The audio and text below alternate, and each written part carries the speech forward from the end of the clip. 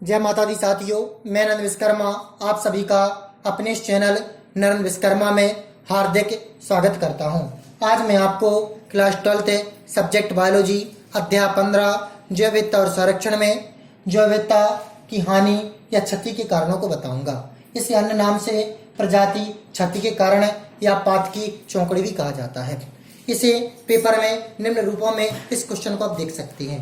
पहला, किसी भौगोलिक क्षेत्र में प्रजाति की क्षति के मुख्य कारण क्या है? इसका आंसर भी आप यही दोगे। प्रजाति विलोपन की बढ़ती हुई दर का कारण बताइए। जैव विविधता की क्षति के मुख्य कारण को वर्णन कीजिए। तो जैव विविधता की हानि का मुख्य कारण विश्व पारिस्थितिक तंत्र पर मानव के प्रभाव को जिम्मेदार ठहराया गया है। जातियों के विलुप्ति होने और जैव विविधता हानि के लिए उत्तरदायी कारण इसके अतिरिक्त निम्न हैं, जो इस प्रकार है। पहला है अतिदोहन। जैसे कि मैंने आपको बताया था प्रारंभ में कि सभी मुख्य कारणों से संबंधित कारण मानव है। तो मानव ने अपनी सुख सुविधाओं की पूर्ति के लिए और प्रकृति का उसने हमेशा की तरह अत्यधिक दोहन किया है। उसने विभिन्न प्रकार के जैव विविधता में प्रजातियों का अत्यधिक दोहन किया है। उसने भिन्न जानवरों जीव जंतुओं को नष्ट किया है अपने भोग विलास के लिए। ये आप सभी भली भांति जानते हैं।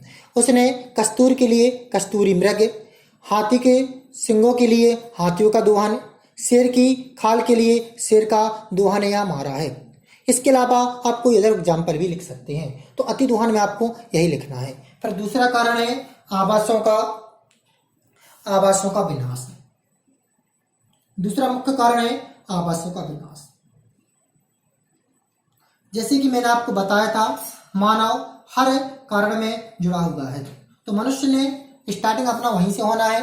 मनुष्य ने अपनी आवश्यकताओं की पूर्ति के लिए, सुख सुविधाओं के लिए, ऐश्वर्य के लिए वनों का अत्यधिक दोहन किया है। उसने अपने घर बनाने के लिए, खेती करने के लिए वनों को काटा है, जिसके कारण वन नष्ट हो चुके हैं। वन नष्ट हो जाने के कारण उस वनों में रहने वाले जीव जंतुओं का आवास खत्म हो चुका है। आवास खत्म होने के कारण आवासों का विनाश हो चुका है और आवासों के विनाश होने से वे जीव जंतु भी नष्ट हो चुके हैं।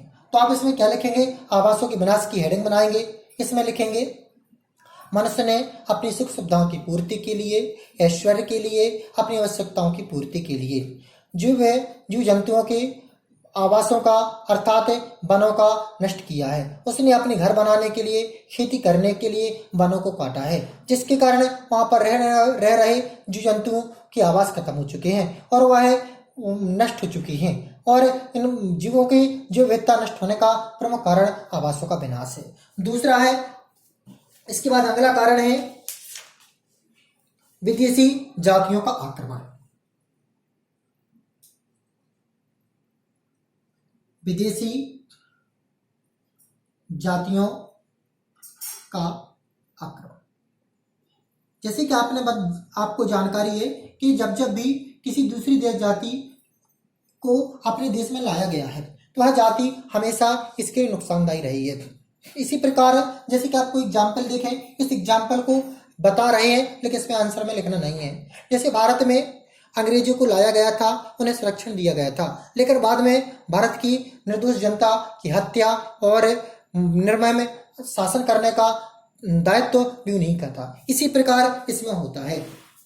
विदेशी जातियों के आक्रमण में जब नई प्रजातियां, जिन्हें विदेशी प्रजातियां भी कहते हैं, अनजाने में या जानबूझकर किसी भी उद्देश्य से एक भौगोलिक क्षेत्र से लाई जाती हैं, तब उनमें से कुछ प्रजातियां आक्रामक होकर स्थानीय जातियों में कमी, उनकी विलुप्ति का कारण बन जाती है।